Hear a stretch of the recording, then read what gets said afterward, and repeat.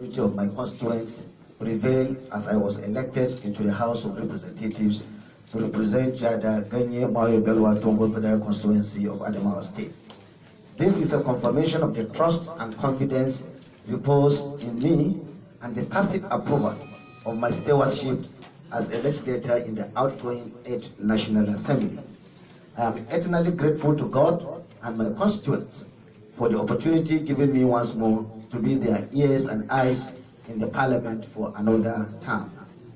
I stand before you today to reaffirm my faith in the Nigerian project and to reiterate my total belief in genuine democracy as the viable vehicle for the development of our nation and the people. I congratulate President Muhammadu Buhari on his well-deserved re-election. I congratulate our great party, the APC, for her resounding victory at different levels. And I congratulate all parties that sponsored candidates in the general elections.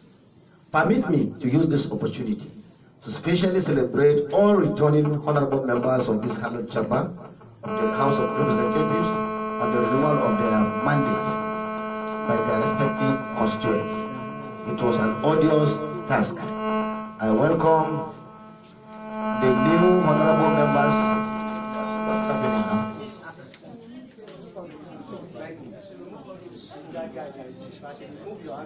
Are you honorable members elect and enjoin them to put nation first as we travel together in the quest to advancing the cause of our people. I also salute the resilience and efforts of those who lost at the polls. I see the mandate given us as a challenge to redouble our efforts in the task of nation building. To me, this mandate is an opportunity to give back to the people, to reciprocate their kind gesture by working with the renewed vigor and commitment to move Nigeria to the next level. Hence, I am more than prepared to deliver on my mandate. Ladies and gentlemen, we believe that as our democracy grows, it requires competent and committed individuals with the requisite experience and pedigree to build and strengthen our institutions.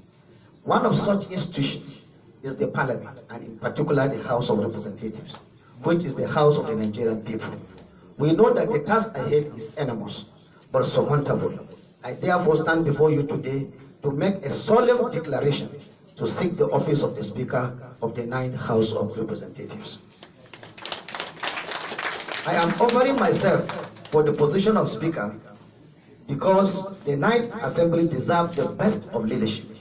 I am convinced, and I believe you are aware, that I possess the necessary legislative and personal credentials to effectively lead the House to enviable heights.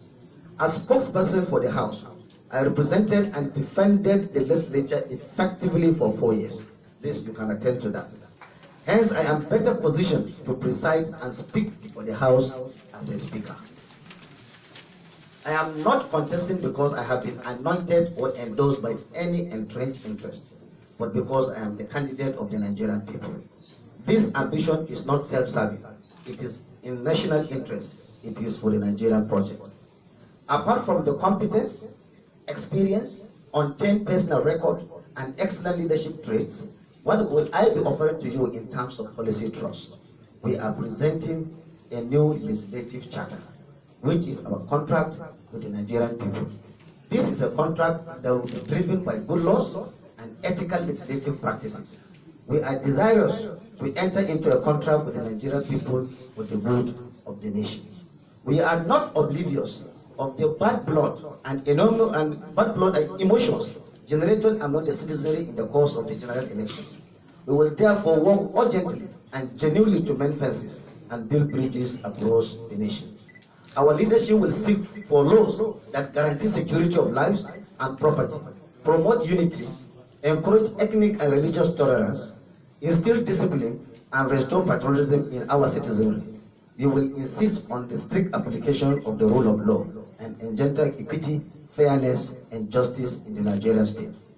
Our administration will pursue a mutual relationship between the legislature and the executive, even including the judiciary, which will be anchored on the respect of the principle of separation of powers in order to strengthen our democracy. We will never compromise the independence of the legislature on the altar of personal interest. We will work to create an enabling environment for investment to boost the economy, create jobs, and improve the standard of living of our people. We will seek further electoral reforms to enable Nigeria attain global best practices in her election processes.